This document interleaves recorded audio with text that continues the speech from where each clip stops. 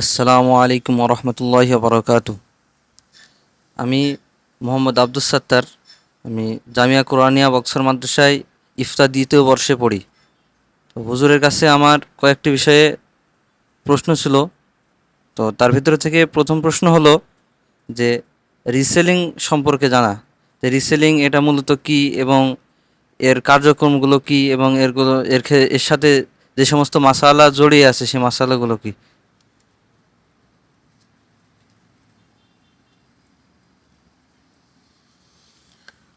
হ্যাঁ, রিসেলিং এটা অনেক গুরুত্বপূর্ণ একটা বিষয়। বর্তমান সময়ে মানুষ রিসেলিং ব্যবসার সাথে অনেক বেশি জড়িত। রিসেলিং ব্যবসার মূল বিষয়টা হলো যে আমার কাছে মাল নাই কিন্তু আমি ব্যবসায়ী। আমার কাছে মাল নাই কিন্তু আমি একজন ব্যবসায়ী। রিসেলিং ব্যবসা কারা করে? ধরেন আমার অনলাইন অনেক পরিস্থিতি আছে। আমি যদি একটা পণ্যের বিজ্ঞাপন দিই তাহলে অনেক মানুষ সেই পণ্যটা ক্রয় করবে আমার কাছ থেকে। তো দেখা যাচ্ছে আমি অনলাইন থেকে একটা পণ্যের ছবি আমি ডাউনলোড করলাম। ডাউনলোড করে আমি এটা ফেসবুকে দিলাম যে আমি এই পণ্যটা বিক্রি করতে চাই। এখন অনেকে কমেন্ট করবে, অনেকে ইনবক্স করবে। তো অনেকের সাথে আমি ইনবক্সে যোগাযোগ করব, আমি তাদের কাছে এটা বিক্রি করব। তো এই যাদের অনলাইন পরিস্থিতি আছে তারাই মূলত এই রিসেলিং ব্যবসাটা বেশি করে। যাদের অনলাইন পরিস্থিতি আছে তারা এই রিসেলিং ব্যবসার সাথে জড়িত হয়। অর্থাৎ একজনের মাল আমি আরেকজন সেটা কী করছি, বিক্রি করব। একজনের মাল আমি আরেকজন বিক্রি করব, এটা হলো রিসেলিং অর্থাৎ। কিন্তু এখানে আমাদের মনে রাখতে হবে যে রিসেলিং যে ব্যবসাগুলো বর্তমানে চালু আছে সবগুলো কিন্তু জায়েজ না। তো কোন বিষয়গুলো না জায়েজ এবং যদি জায়েজভাবে করতে চাই সেটার কি কি শর্ত আছে, আমাদের এই আলোচনাটা যদি সম্পূর্ণ শোনা হয় তাহলে আশা করি পুরোপুরি বুঝে আসবে। তো রিসেলিংয়ের কিন্তু কিছু পদ্ধতি আছে, পদ্ধতিগুলো আমাদের বুঝতে হবে।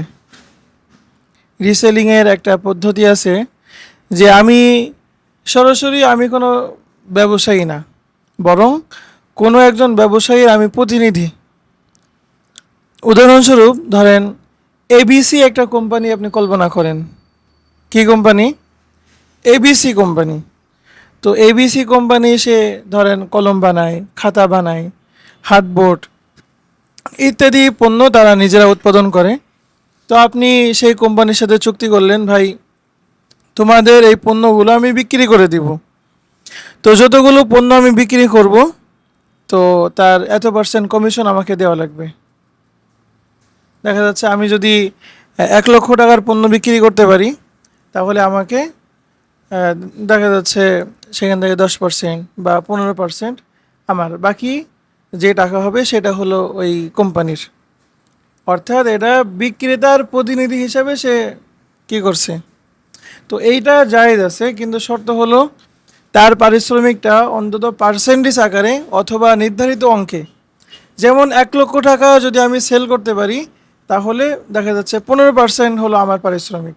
এটা হলো পার্সেন্টেজে তার পারিশ্রমিকটা নির্ধারিত হলো।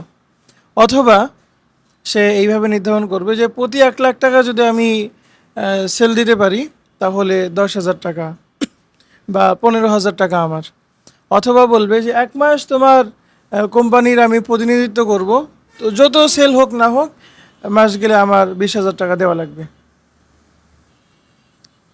তো দেখা যাচ্ছে সে যদি 10 কোটি টাকা সেলও দেয় সে কিন্তু 20,000 টাকাই পাবে, কারণ তার পারিশ্রমিকটা অঙ্কে নির্ধারিত।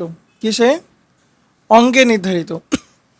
আর যদি সে তার পারিশ্রমিকটা যদি পার্সেন্টেজ আকারে নির্ধারিত থাকে, যে যত টাকা সেল দিবে তার একটা পার্সেন্টেজ অনুযায়ী সে পাবে, তাহলে কিন্তু 10 কোটি টাকা বা 100 কোটি টাকা যদি সে সেল করে, যদি 10% থাকে তাহলে কিন্তু সে 10 কোটি টাকা পাবে।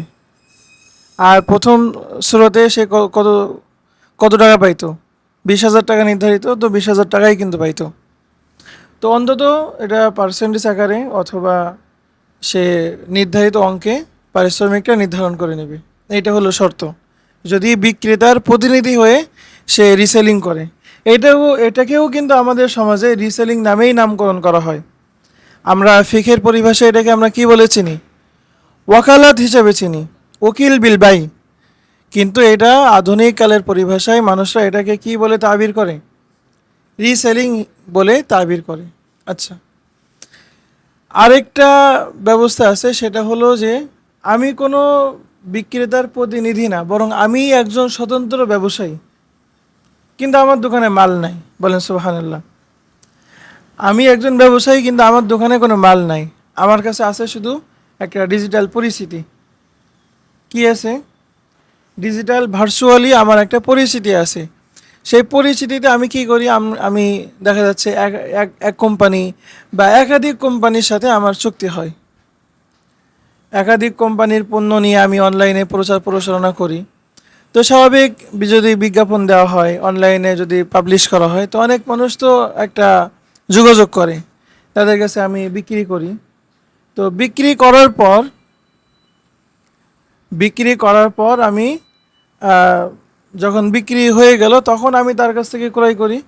ক্রয় করার পর আমি আমার ক্রেতাকে দিই। অর্থাৎ আমি স্বতন্ত্র একজন। দ্বিতীয় সুরত কি? রিসেলিং যে করবে সে স্বতন্ত্র একজন ব্যবসায়ী, কিন্তু তার কাছে মাল নাই। তো এখন সে আগে বিক্রি করে। বলেন তো, যখন সে একটা পণ্য বিক্রি করছে, তার কাছে কি পণ্য আছে নাকি শুধু পণ্যের ছবি আছে? পণ্যের শুধু ছবি আছে। তো বলেন তো, এই বিক্রির নাম কি? বাইউ মা লা ইয়ামলিকুহুল ইনসান। মানুষ এমন জিনিস বিক্রি করছে যে জিনিসের সে মালিকই না। তাহলে বলেন তো, এটা কি সহি? এটা কি জায়েজ আছে শরীয়তে? অথবা অনেক ক্ষেত্রে এমন হবে যে আমি হয়তো এটা ক্রয় করেছি, যে আমি আমার ক্রেতার কাছে বিক্রয় করার আগে আমি আমার বিক্রেতার কাছ থেকে ক্রয় করেছি। কিন্তু ক্রয় করে এটা এটা খুব বেশি হয়, আমি বলি যে আমার কাছে দেওয়ার দরকার নেই, তুমি অমুকের কাছে পাঠিয়ে দাও। আমি কি বলি? আমার কাছে দেওয়ার দরকার নেই, তুমি সরাসরি অমুকের ঠিকানায়। আমি তাহলে কি করি? আমি আমার কাস্টমারের সাথে চুক্তি করছি, তার কাছ থেকে নাম, ঠিকানা, কুরিয়ার সার্ভিসের ইত্যাদি লোকেশন নিয়ে আমি আমার বিক্রেতাকে বলছি যে তুমি আমার কাছে পাঠাবা, ওইটা আমি আবার কবজা করব, এরপরে আমি আবার পাঠাবো। কুরিয়ার সার্ভিস ডাবল লাগবে কিনা? তো আমি ডাইরেক্ট বললাম যে ডাইরেক্ট তুমি তার কাছে পাঠিয়ে দাও, এবং এটা বিক্রেতারা এগুলো করে। বলেন তো, তাহলে এই বিক্রির নাম কি? এটা হলো বাইউ মা লা ইয়াকবাজুহুল ইনসান, মা লা ইয়াকবিজুহুল ইনসান। অর্থাৎ সে এমন জিনিস বিক্রি করছে যে জিনিস এখনো সে কবজা করেনি, যে জিনিস তার রিস্কে এখনো ঢুকেনি। তো এইটাও কিন্তু হাদিসের মধ্যে নিষেধ করা হয়েছে। নাহা রাসূলুল্লাহ সাল্লাল্লাহু আলাইহি ওয়াসাল্লাম আন রিবহি মা লাম ইয়াজমান। যে জিনিসের এখনো তার রিস্কের মধ্যে অন্তর্ভুক্ত হয়নি, সেই জিনিস নবী করিম সাল্লাল্লাহু আলাইহি ওয়াসাল্লাম বিক্রি করতে কি করেছেন? নিষেধ করেছেন। তাহলে এইটাও তো সহি না। তাহলে আমরা নাজায়েজ কয়টা সুরত বললাম? একটা হলো যে আপনি সরাসরি এমন জিনিস বিক্রি করছেন যেটা আপনি মালিকই হননি, এখন আপনি ক্রয়ই করেননি, অথবা আপনি ক্রয় করেছেন কিন্তু আপনি এখনো কবজা করেননি। উভয় সুরত কি জায়েজ? উভয় সুরত না জায়েজ। এখন বিভিন্ন অ্যাপ বের হয়েছে। কি বের হয়েছে? বিভিন্ন ওয়েবসাইট বের হয়েছে। সেখানে আপনাকে বলবে যে আপনি ওয়েবসাইটে একটা অ্যাকাউন্ট খুলে ওখানে সব ধরনের পণ্য আছে, সেই পণ্য আপনি কিভাবে বিজ্ঞাপন দিবেন, এমনকি আপনার বিজ্ঞাপনটাও ওখানে সাজানো আছে।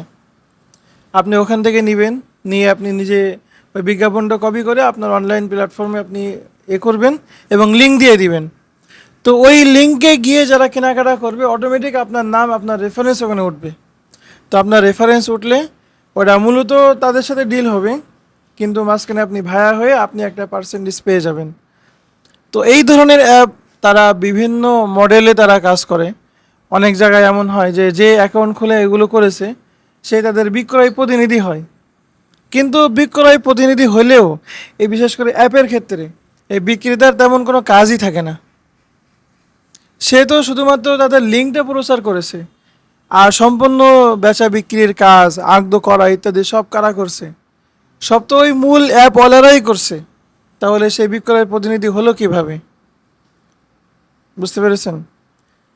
একটা হলো যে আপনার লিঙ্কটা আমি প্রচার করে দিলাম, তো এইটার আলাদা পারিশ্রমিক হইতে পারে এবং এইটা নিয়ে আলাদা বহস হইতে পারে যে এইটা জায়েজ আছে কিনা। একজনের লিঙ্ক আমি প্রচার করে দিব এবং তার বিনিময়ে আমি টাকা গ্রহণ করব, এটা জায়েজ আছে কিনা এটা নিয়ে আলাদা বহস হইতে পারে। কিন্তু এটা সে তো বিক্রয় প্রতিনিধি অনেক অনেক ক্ষেত্রে হয় না। আবার অ্যাপগুলো আবার এই মডেলেও কাজ করে থাকে যে না আসলে মূল উদ্যোক্তা বা মূল বিক্রেতা হলো ওই যে অনলাইনে বিজ্ঞাপন দিচ্ছে সেই। তো বলেন তো, তো সে যদি হয় তাহলে এক্ষেত্রে তার আগে ক্রয় করা লাগবে না, অথচ তার মাল নাই কিচ্ছু নাই, সে ক্রয় বিক্রয় করছে। তো ক্রয় বিক্রয় যদি করা হয় তাহলে এর আগে সেটার মালিক হওয়া লাগবে না, সেটা তার কব্জা করা লাগবে কিনা, তারপরেই তো ওইটা ক্রয় বিক্রয় সহি হবে। কিন্তু এটাও করা হচ্ছে না। তো এই জন্য অনলাইনের এই রিসেলিং ব্যবসাটা এটা অত্যন্ত ঝুঁকিপূর্ণ। আচ্ছা, তাহলে আমাদের জানার বিষয় না তাহলে জায়েজ কোন সুরতে? আমরা প্রথমে একটা জায়েজ সুরত বললাম, আপনি যদি হাকিকি বিক্রয়ের প্রতিনিধি হন এবং আপনি নিজেই যদি ক্রেতার সাথে বিক্রয় চুক্তিটা আপনি সম্পন্ন করেন, আর আপনার যদি পারিশ্রমিকটা নির্ধারিত থাকে, কিভাবে নির্ধারিত? একেবারে মাসিক অঙ্কে নির্ধারিত হবে অথবা পার্সেন্টেজ আকারে নির্ধারিত হবে যে আপনি এত টাকা সেল দিলে এত টাকা আপনি পারিশ্রমিক পাবেন। এখানে কিন্তু আপনার পারিশ্রমিকটা বিভিন্নভাবে হইতে পারে, যে আপনি যদি 1 লাখ টাকা সেল দেন তাহলে আপনি 10% পাবেন, আপনি যদি 10 লাখ টাকা সেল দেন তাহলে আপনি 15% বেতন পাবেন, আপনি যদি 50 লাখ টাকা সেল দিতে পারেন তাহলে আপনি 20% পাবেন। এইরকমভাবেও কিন্তু মানে বিভিন্ন ধাপের সাথে এই উজরতকে মোয়াল্লা করাও কিন্তু জায়েজ আছে। বুঝতে পেরেছেন? আচ্ছা, তাহলে এখানে আরেকটা হলো যে রিসেলিং, সরাসরি আমি নিজে হলো কি ব্যবসায়ী, আমি বিভিন্ন জায়গা থেকে মাল কালেক্ট করে আমি বিক্রি করি। তাহলে এইটা জায়েজ হওয়ার পদ্ধতিকে এটা তো আমাদের বেশি গুরুত্বপূর্ণ এবং এইটাই হয়ে থাকে বেশি। কারণ বিক্রেতা কিন্তু যার তারকে প্রতিনিধি বানাবে। প্রতিনিধি বানানো মানে কেমন যেন একটা দোকানে কর্মচারী রাখার মতো। তো এটা তো যার তারকে বানাবে না। তো তারা বলবে যে না তুমিই বিক্রি করো, বিক্রি হলে আমাদের কাছ থেকে পণ্য কিনে তুমি দিয়ে দিবা। এটা কিন্তু শুধু অনলাইনে না, অফলাইনেও কিন্তু মানুষ করে থাকে। অনেক সময় বলবে যে হুজুর আপনি কী নেবেন, তো আমি আমি ওই জিনিসটা নেব, টাকা দেন। ক্রয় বিক্রয় সব হয়ে গেছে, হওয়ার পরে সে পাশের দোকান থেকে নিয়ে আপনাকে দিচ্ছে। হয় কি না হয় না? বিশেষ করে ঔষধের দোকানে আপনি বঙ্গবাজারে যান, বিভিন্ন জায়গায় যান, আপনার সাথে সব ক্রয় বিক্রয় অনেক সময় কমপ্লিট হয়ে যায়, তো একটা ঔষধ নাই, এমনকি টাকাও নিয়ে নিছে, দেখা যাচ্ছে পরে পাশ থেকে এনে দিচ্ছে। এইগুলোও কিন্তু রিসেলিং। রিসেলিং কিন্তু শুধু অনলাইনে হয় না, অফলাইনেও কিন্তু হয়। কি রিসেলিং শুধু কি অনলাইনে হয় নাকি অফলাইনে হয়? অনলাইনে হয়, অফলাইনে হয়, উভয় জায়গায় হয়। তো এখন অফলাইনে এটা সই হওয়ার জন্য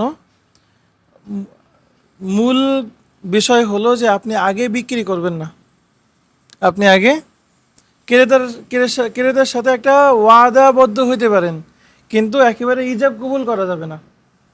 কি করা যাবে না? ইজাব কবুল করা যাবে না। ইজাব কবুলটা বাকি রাখতে হবে। আগে বলতে হবে যে এই পণ্যের দাম এই, এর বৈশিষ্ট্য এই, আপনি ক্রয় করবেন কিনা। তো আপনি আমাকে নিশ্চিত দেন যে আপনি ক্রয় করবেন কিনা। সে বলবে হ্যাঁ আমি নিশ্চিত দিলাম, হ্যাঁ আমি অবশ্যই ক্রয় করব। ক্রয় করব, এটা কি আহ, করব, এটা কি ওয়াদা না এটা বাই? করব মানে সে তো প্রতিশ্রুতি দিচ্ছে আপনাকে, সে ক্রয় করলাম এটা তো বলেনি। কি বলছে? ক্রয় করব, এটা তো কিন্তু আপনার ফিখের পরিভাষায় এটা হলো ভবিষ্যৎকালীন শব্দ। ভবিষ্যৎকালীন শব্দ দিয়ে কি হয়? বিক্রয় একটা প্রতিশ্রুতি হয় কিন্তু ক্রয় বিক্রয় হয় না। তো সে নিশ্চিত দিল, তো নিশ্চিত দেওয়ার পর আপনি ওই পণ্যটা আপনি ক্রয় করবেন। তো পণ্য ক্রয় করলেন, তাহলে ওইটা আপনার মালিকানা প্রতিষ্ঠিত হলো কিনা। এখন আরেকটা জিনিস বাকি থাকে, সেটা হলো ওইটা কব্জ করা। কারণ কব্জ করার আগে আপনি তো ওটা বিক্রি করতে পারবেন না। ওখানে যদি আপনি লাভ গ্রহণ করেন তো ওই লাভও কী করতে হবে আপনাকে? সৎকা করে দিতে হবে ওইটা। এবং বাইটাও কি হবে? নাজায়েজ বাই হবে, বাই ফাসেদ হবে। এখন আপনি যদি বলেন যে ওইটা আপনি নিজের কাছে আনবেন, এরপরে আবার কুরিয়ার সার্ভিসে পাঠাবেন, আপনার আপনার ক্রেতার ঠিকানায় পাঠাবেন, এটা আসলে অনেক মুশকিল। এটা আপনি যদি 100 জনকে বলেন, কেউ আপনার এই মাসলা মানবে না। আপনার এই মাসলা কেউ মানবে না। এটা অত সহজ না, এটা অনেক কঠিন। কুরিয়ার সার্ভিসে কি টাকা কম নেয় না, অনেক বেশি পরিমাণ টাকা নেয়। তো একটা মালে যদি আপনার 2টা কুরিয়ার সার্ভিস খরচ লাগে, আপনি লাভ করবেন কিভাবে? তো এই জন্য আমরা যেটা বলি সেটা হলো যে, আপনি যার সাথে চুক্তি করছেন, আপনি তাকে বলবেন আমার একটা উকিল নির্ধারণ করে দাও, আমার একটা উকিল ঠিক করে দাও, প্রয়োজনে আমি তাকে অল্প স্বল্প কিছু পারিশ্রমিক দিয়ে দেব। দেখা যাচ্ছে ওই যেই মালিকের সাথে আপনি এ করছেন, তার কোনো ভাই হইতে পারে, ছোটোখাটো ব্যবসায়ী যদি সে হয়, তাহলে তার কোনো ভাইয়ের মাধ্যমে আপনি ওটা কী করবেন, কবজা করবেন। তার কোনো আত্মীয় স্বজন আপনার উকিল হিসাবে তার কাছ থেকে আপনার কবজা করে সেই কুরিয়ার সার্ভিসে পাঠানোর ব্যবস্থা করবে। অথবা যদি এমন হয় যে ওই কারখানায় অনেকজন কর্মচারী আছে, তো ওই কারখানার মালিক কোনো একজন কর্মচারীকে আপনার উকিল হিসেবে নির্ধারণ করে দিবে। অর্থাৎ কারখানার মালিকের কাছ থেকে ওই কারখানার একটা কর্মচারী আপনার উকিল হিসেবে সে কবজা করে কুরিয়ার সার্ভিসে পাঠিয়ে দিবে, একেবারেই আপনি যার কাছে বিক্রি করেছেন তার ঠিকানায়। তাহলে এখানে আপনার মালিকানাও আছে, আবার আপনার উকিলের মাধ্যমে আপনার কবজা হয়ে গেল। তো কবজা যেমন নিজে করা যায়, কবজা অপরজনের মাধ্যমেও কি করা যায়। বুঝতে পেরেছেন? তো এই কয়েকটা বিষয় ছিল, ঠিক আছে। তো মূল বিষয় হলো যে আগে থেকে কি করা যাবে না, বিক্রি করা যাবে না, বিক্রয়ের একটা ওয়াদা নেওয়া যাবে। আর যখন দেখা যাচ্ছে পণ্য তার কাছে ডেলিভারি হয়ে গেল, পণ্য সে বুঝে পেল, তখন আপনি তার সাথে দাম করবেন। অথবা আপনি আপনার বিক্রেতার কাছ থেকে পণ্য পুরোপুরি বুঝে পেয়েছেন, ক্রয় করেছেন এবং আপনার ওই প্রতিনিধির মাধ্যমে ওই পণ্যটা কবজা করেছেন। এখন আপনি যে কোনো ব্যক্তির সাথে আপনি পুরোপুরি কী করতে পারেন। হ্যাঁ, এইটা তো গেল কঠিন কিছু স্রোত। আর রিসেলিংয়ের সবথেকে আরও সহজ স্রোত আছে, যে আপনি ওটা নিজে হাতে নিলেন, এরপরে গিয়ে আপনি ওটা কি করলেন, আপনি আপনার কাস্টমারের কাছে বিক্রি করলেন। বিক্রি তো করবেন না, বিক্রির ওয়াদা নিলেন, আপনি নিজে ওটা হাতে বুঝে পাইলেন, ক্রয় করলেন, এরপরে আপনি আপনার কাস্টমারের কাছে পাঠালেন। এটা তো নিঃসন্দেহে জায়েজ। আচ্ছা, তো এই বিষয়ে একেবারেই খুব জরুরি কোনো প্রশ্ন আছে কিনা?